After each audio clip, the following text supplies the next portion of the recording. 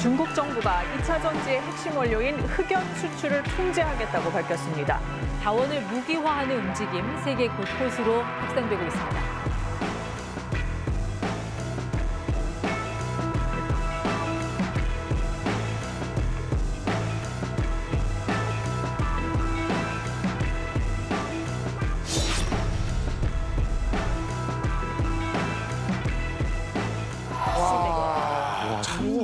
포스트 오펙이라고 하니까 굉장히 확 다가오네. 광물이.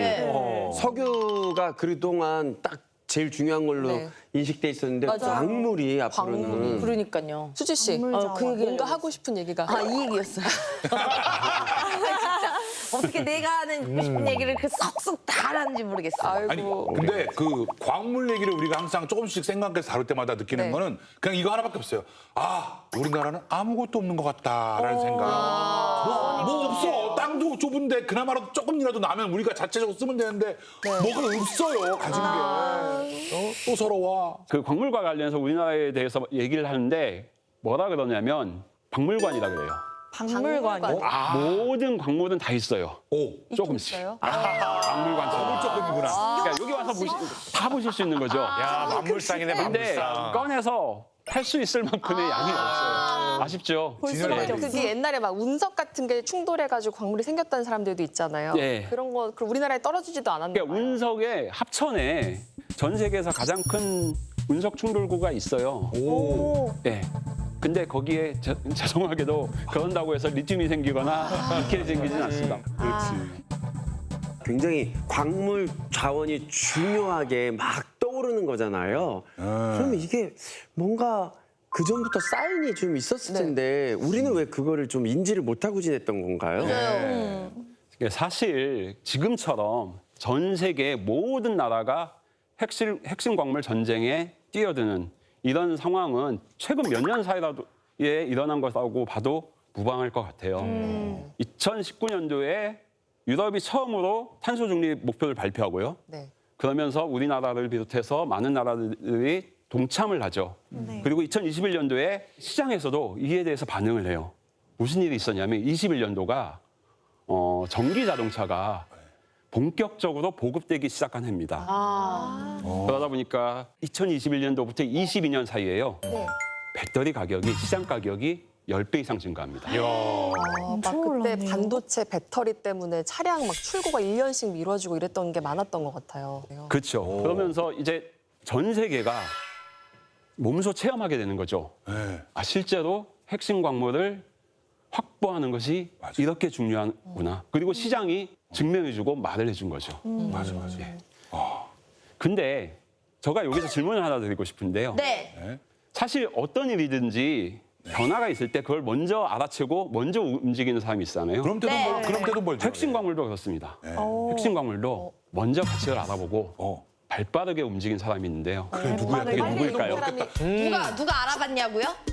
저희가 다 알아요? 이수지 씨, 네, 잠시만요. 세트 첫날인데 부르시면 안 되고요. 이거 새로 만든 세트인데. 반갑습니다.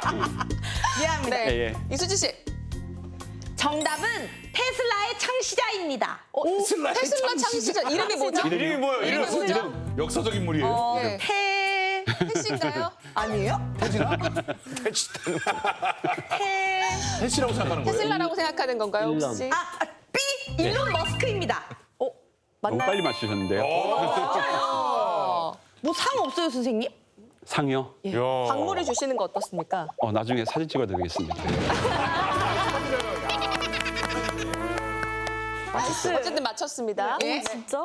22년도에 일론 머스크가 세상에 대고 뭐라고 얘기하냐면 리튬의 정제 기술은 돈을 찍어내는 면허증이라고 얘기합니다. 엄청 극찬을 하죠. 이렇게 얘기하고 나서 올 5월에는 실제로 테슬라가 자동차 회사인데 네. 미국 텍사스주에 리튬 정제 시설을 착공합니다. 그 착공식에 일론 머스크가 사이버 트럭을 나타나서 굉장히 화제가 됐었어요. 사이버 트럭이요? 사이버 트럭. 그리고 내후년부터 네. 아주 충분한 리튬을 공급하겠다라고 포부를 밝히죠. 근데 왜 미리 알아봤다고 얘기를 드리냐면 네. 2016년에는 사실 네. 일론 머스크가 리튬에 대해서 굉장히 폄하를 해요. 리튬 배터리를 네. 니켈 흑연 배터리라고 불러야 된다고 얘기를 합니다. 왜냐하면 리튬 배터리에서 리튬은 네. 샐러드에 뿌려진 소금 수준에 불과하다라고 굉장히 비하를 하죠. 근데 몇 년 사이에 리튬을 찬양하는 걸로 바뀌었는데요. 네. 저 생각에는 네. 아마 그때부터 핵심 광물의 중요성을 미리 인지하고 이중 플레이를 한 게 아닌가. 야, 나빴네. 그리고 나서 준비가 다 되니까 면허증이라는 얘기를 하고 실제로 바로 착공에 들어갔다고 저는 생각하고 있어요. 아니, 그러니까 보면 일론 머스크는 항상 뭔가 무슨 코인이 뭐 어쩌나 이런 것도 이렇게 막 휘청휘청거리게 만들고. 근데 쌤, 그러면 광물 종류가 되게 많잖아요. 아까 뭐 니켈 뭐 이런 것도 얘기 나오고 그러면 핵심 광물이 엄청 많은 것 같은데 몇 가지나 이게 되는 건가요? 네, 광물은 지금까지 한 발견된 게 한 종류가 한 4,000여 종류 됩니다.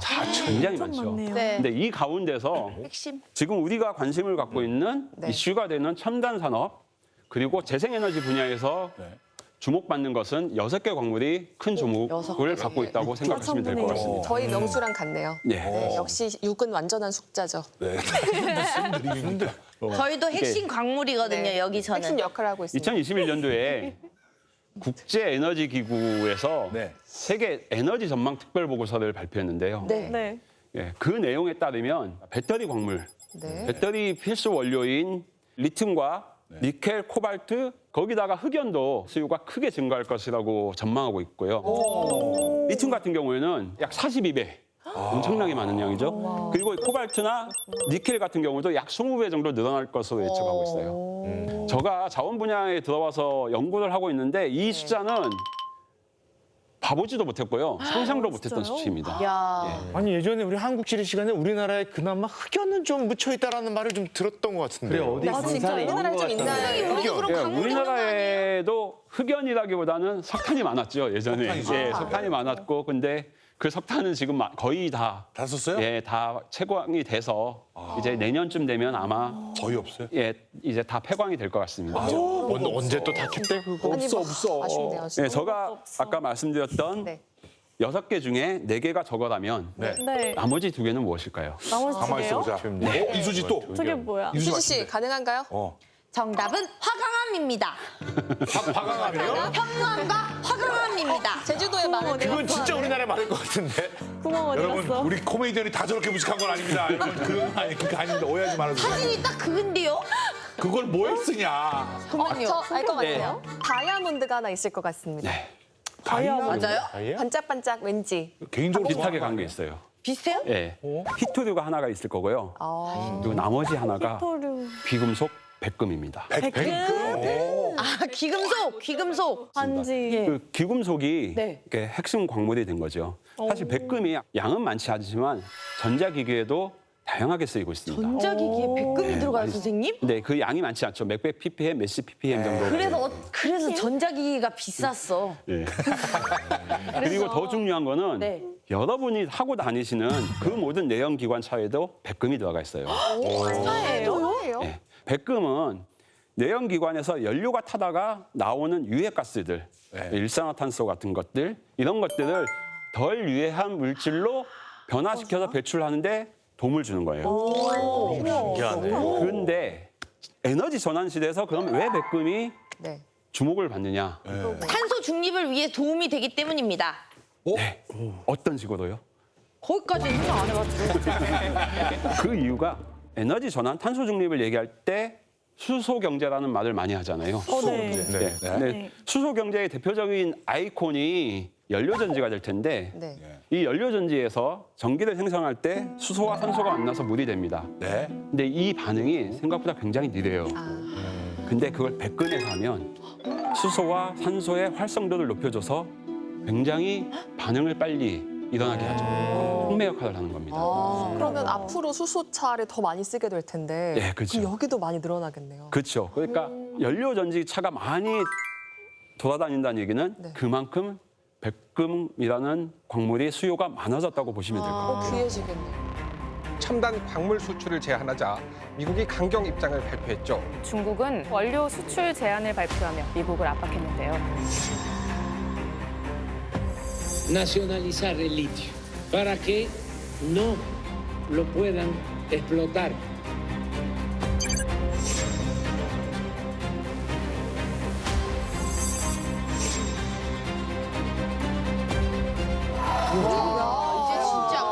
시대예요. 광물 시대. 그럼 쌤, 아까 우리 영상에서 봤지만 뭐 멕시코가 뭐를 막고 막 이러는데 이게 이제는 뭐 어디 두 나라 간의 문제가 아니라 거의 이제 뭐 전 세계로 확대가 되고 있는 이게 이 와중인데 예. 딱 이렇게 되기 시작한 게 어떤 계기가 그럼 있나요?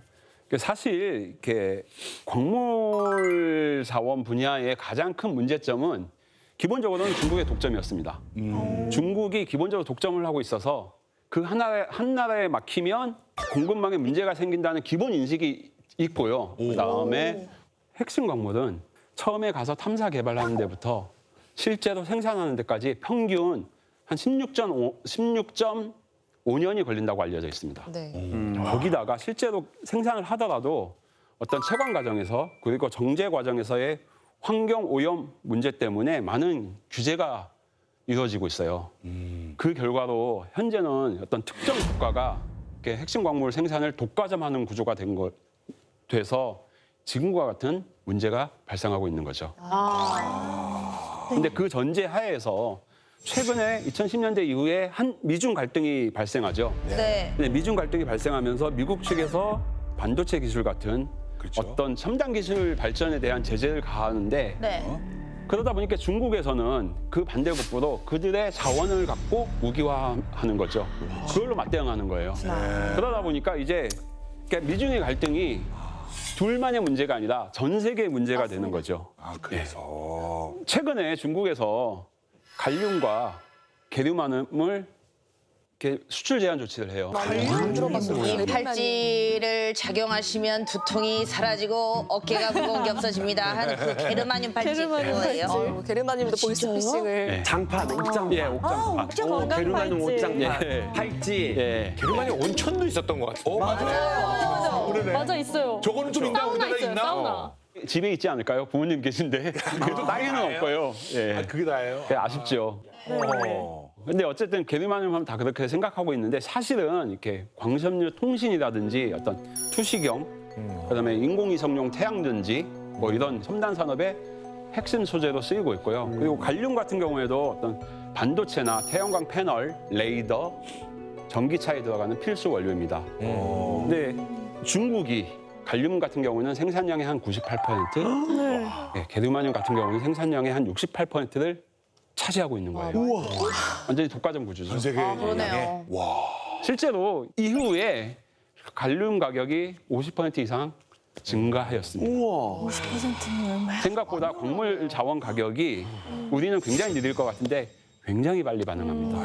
이런 일들에 있어서. 그러면 이렇게 가끔 이제 한 가지, 두 가지 가지고 뭔가 이렇게 마찰이 일어나긴 하는데 만약에 중국이 마음을 먹고 정말 이런 것들을 다 내가 그러면 다 안 주겠어 하면 진짜 큰일이 날 수도 있겠네요. 다 그죠. 실제로 그 웨이정거 전 중국 상무부 부부장이죠. 우리도 치면 차관인데 중국의 반격은 시작에 불과하다고 얘기해요. 그러면서 이게 추가적인 광물 통제 조치가 가능함을 내비치죠. 근데 사실 유럽이 2011년도부터 핵심 원자재를 관리하기 시작하면서 최근에 나온 리스트가 한 50일 됩니다.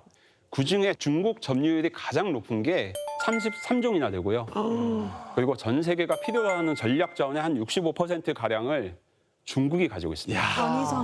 그러니까 미국이 반도체 기술로 계속 통제를 하겠죠. 네. 그러면 중국 입장에서는 자기가 갖고 있는 무기, 자원 무기화로 대응을 계속 하려고 할 거예요. 아니 그러면 중국이 뭔가 이렇게 제재를 하고 이러면 다른 나라에서는 거기에 대비해서 뭐 하는 게 없어요? 그러니까 대응하는 게? 당연히 대응을 하죠. 네. 근데 실제적으로 중국 내에서도 네. 이렇게 이거를 막 이렇게 쉽게 끌고 갈 수는 없어요. 왜 그러냐면 수출 제한을 하니까 8월 달에 수출량이 빵인 거예요. 그러면 중국 내 수출 기업이 피해를 보게 되거든요. 그러니까 어차피 안 팔면 저쪽도 피해를 보지만 이쪽도 피해를 보는 거기 때문에 이게 무조건 쓸 수 있는 것만은 아닙니다. 결국은 이게 뭔가 자기 꾀에 자기가 넘어간 꼴이 된 것 같은데 그래도 중국은 계속해서 광물 수출을 통제하겠다는 입장 이거 그냥 불변인 거죠? 네, 이거는 불변입니다. 중국이 갖고 있는 가장 큰 무기 중에 하나라고 보여지고요. 저 생각에는. 그래서 미국은 계속해서 그거에 대비하고 있고요. 히토류 같은 경우에 다른 얘기를 하나 더 해드리면 우리가 첨단 산업에도 중요하지만 히토류는 방위 산업에도 들어갑니다. 비행기 한 대 만들 때 한 500kg의 히토류가 들어가요. 와, 막. 그러니까 일본 같은 경우에는 히토류를 안 팔잖아요. 네. 그러면 먹고 사는 문제잖아요. 네. 산업이니까. 미국은 죽고 사는 문제가 될 겁니다. 비행기를 못 만드니까. 죽고 사는 문제다. 그래서 미국에서는 지금 히토류 산업에 투자를 하는 부서가 에너지부가 아니고 국방부예요. 네, 국방부가 투자를 해서 히토류 공장을 짓고 있습니다. 그러면 전 세계에 이런 귀한 광물들이 중국에만 있을 건 아니고 그 그쵸. 근처에 무슨 뭐 산맥이 이어져 있으면 그러니까요. 다른 데 대체지를 찾으면 되잖아요. 네, 그래서 미국이 바로 이 나라에 주목을 합니다. 이 나라? 아까 말씀드렸듯이 몽골? 그 근처 어디일까요? 어디? 뭐, 중국 옆에 대한민국이라는 나라가 있는데요. 라오스, 베트남 이쪽인데. 네, 정답은 베트남입니다. 그러니까 전 세계의 히토류 매장량의 1등 국가가 중국이에요. 근데 2등 국가가 땅이 크니까. 베트남입니다. 많이 있는 거네요. 근데 그래서 바이든 미국 대통령이 지난 9월에 베트남을 방문하거든요. 그리고 베트남하고 포괄적 전략적 동반 관계를 맺어요. 굉장히 외교 관계를 격상한 거죠. 그리고 나서 공급망 이전, 뭐 반도체 산업 공조 강화 같은 네. 경제 협력을 위해서 이렇게 한 건데 실질적으로는 베트남 히토류 자원 공급망을 활용하려는 어떤 계획, 의지 그거를 나타낸 거라고 보고 있습니다. 참 요즘 세상에는 여러 나라들이랑 다 두루두루 잘 지내놔야겠다는 생각이 또 새삼 드네요. 척지면 안 돼. 그러니까요. 근데 아까 전에 영상에서도 나왔지만은 뭐 멕시코나 아르헨티나뿐만 아니라 각 나라들이 그렇게 꼭 뭐 미국 쪽에 들어가려고 하기보다는 자기들이 주권을 갖고 어떻게 보면은 직접 관리하겠다 이렇게 나설 가능성이 더 크지 않을까요? 지금 당연히 그런 일들이 이미 진행됐다고 있는 게 맞는 것 같습니다. 아니 미국이 야 너 이리 와 우리랑 이거 맺어 이러는데 감히 어느 나라가 노 한답니까? 지금 멕시코 뭐 아르헨티나 아니 뭘 믿고 노를 합니까? 큰일 날라고. 그만큼 광물 자원을 갖고 있다는 거에 대한 믿음이 큰 것 같아요. 가져보지 않아서 모르는 거야 우리가. 그 영향력이 생각보다 영향력이 큰 거죠. 배짱 있게 말을 할 수 있나 보네요. 없어서 몰랐어. 처음에 미국이 다 모여서 합시다 할 때만 해도 다 같이 모였었어요. 근데 그 짧은 사이에 1, 2년 사이에 서방 세계 내에서도 경제 분력 간 서로 막 뛰쳐나가고요. 자원 보유국 중에서도 리튬을 가진 사람들끼리 모이고 니켈 가진 사람이 모이고 이렇게 각자 자기 살 길을 살려고 노력하고 있습니다. 가격 담합하려고.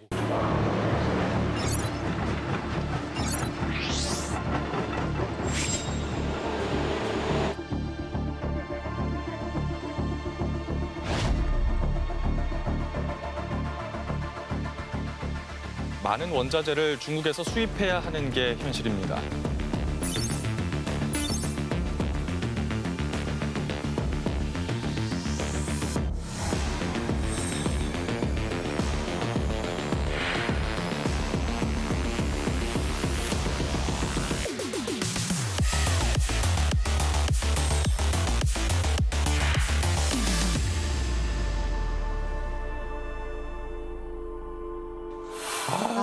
자원 빈국 대한민국 너무 마음이 아프네요. 마음이 아파요. 95%를 수입한대요. 95%. 거의 대부분이네요. 이러다가 진짜 이게 아까부터 계속 듣는데 많이 보던 레퍼토리거든요 이게. 옛날에 요소수 대란. 이 시간이 있죠. 너 그거 광물 대란 와가지고 또 이제 난리 나는 거. 아이고.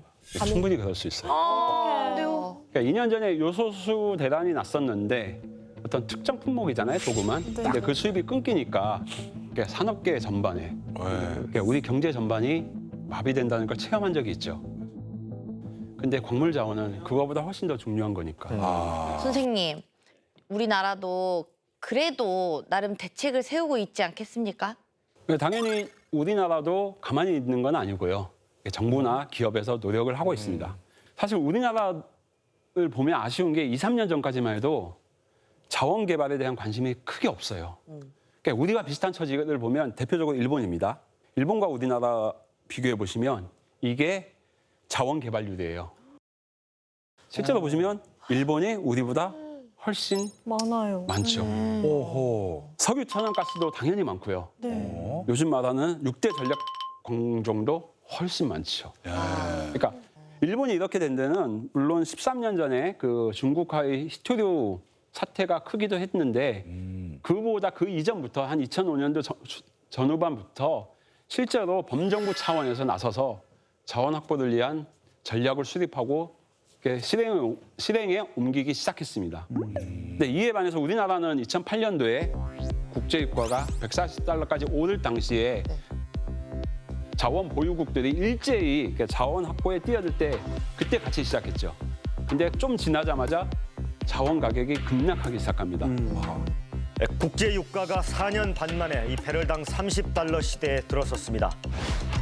그러면서 우리가 사들였던 자산들이 헐값이 되죠. 아이고야. 예. 그러다 보니까 자원에 그에 투자했던 공기업들이 모두 부실화되고요. 그러면서 자원 개발을 등한시하고 터부시하는 현상이 나타납니다. 아, 한번 망했던 경험이 있구나.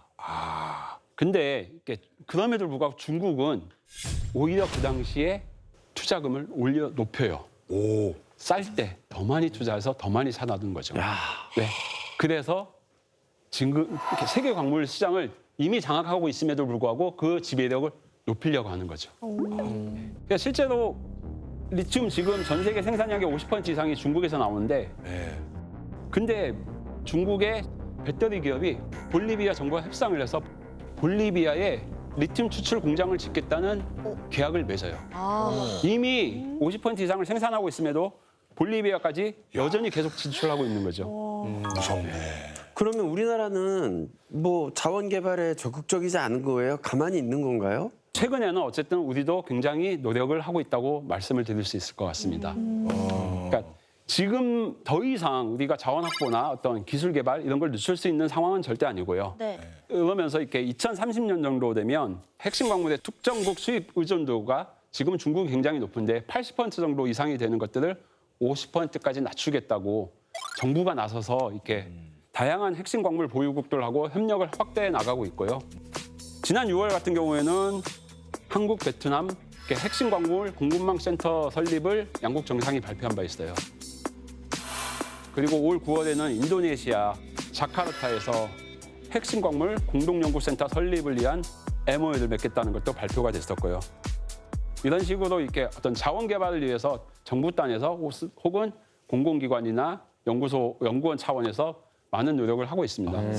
그리고 그뿐만 아니라 자원 보유국에 우리나라 기업들이 들어가서 자원을 확보하려는 많은 노력들을 하고 있는데요. LG 에너지 솔루션 같은 경우는 지난해 북미 광물업체하고 리튬 공급 업무 협약을 맺습니다. 그리고 멀리 아프리카까지도 진출하고 있는데요. 우리나라가요? 예, LG화학은 중국의 화유 그룹하고 같이 배터리에 쓰이는 양극재 공급망에 대한 포괄적 업무 협약을 맺고 모로코에 공장을 짓기도 했고요. LG 에너지 솔루션도 중국의 야화와 모로코 지역의 리튬 확보를 위한 협약을 맺었습니다.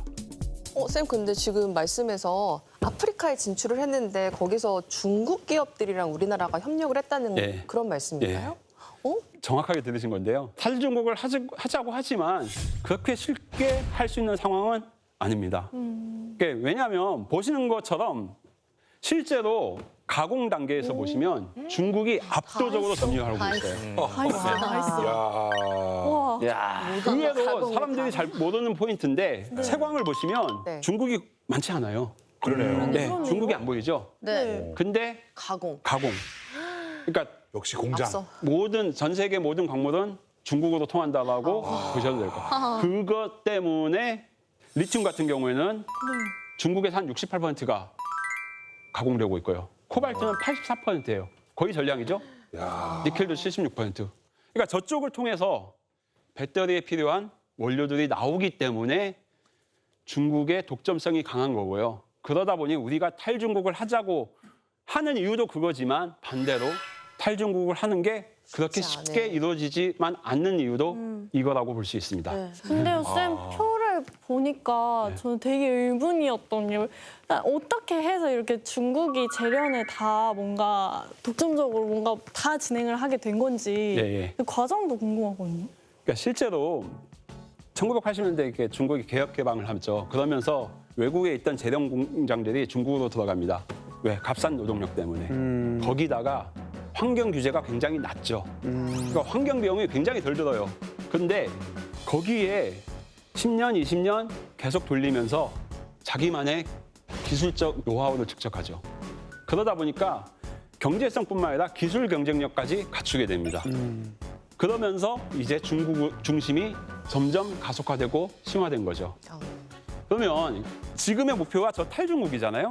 그럼 만약에 저 가공 분야에서 중국을 딱 비운다 그러면 거기에 공백이 생길 겁니다. 자, 그 공백은 누가 채워야 될까요? 대한민국입니다. 우리나라? 한국이 하면 좋긴 한데 예, 될까요? 제가 여기 나온 이유가 한국이 채울 수 있다는 걸 채워야 한다는 걸 말씀드리려고 나온 것 같아요. 우리나라가? 사실 자원 빈국인 우리나라에서 투자만이 장기적인 해결책이 될 수는 없다고 봅니다. 그게 우리가 주도하는 공급망은 아니니까요. 그런데 우리가 재련 기술, 우리의 기술을 갖고 있으면 저기를 채울 수 있는 거죠. 그러면 기술력이 우리가 있으면. 역할을 대체할 수 있다고 봐요. 네. 우리한테는 굉장히 큰 메리트가 있어요. 왜냐하면 이미 그 뒷단에 있는 양극재 소재 회사, 배터리 회사, 자동차 회사까지 대한민국을 대표하는 전 세계를 리드하는 기업들이 있으니까 그 기업과 연결하면 충분히 저기에 들어갈 수 있는 기회가 생긴다고 보고 있습니다. 기술력 하면 대한민국이니까. 지금 뭐 우리나라에도 사실 세계적인 재련 회사들이 꽤 있지 않습니까? 이미? 이게 사람들이 잘 모르는 포인트인데요. 우리도 성공 경험이 있어요. 아연이나 구리 분야에서 세계를 선도하는 회사가 있고요. 이 회사들은 단순히 그냥 세계를 선도하는 것뿐만 아니라 기술력도 세계 1등입니다. 거기다가 그 기업들이 지금은 이와 같은 핵심 광물에 진출하려고 노력하고 있고 많은 준비를 하고 있는 걸로 알고 있습니다.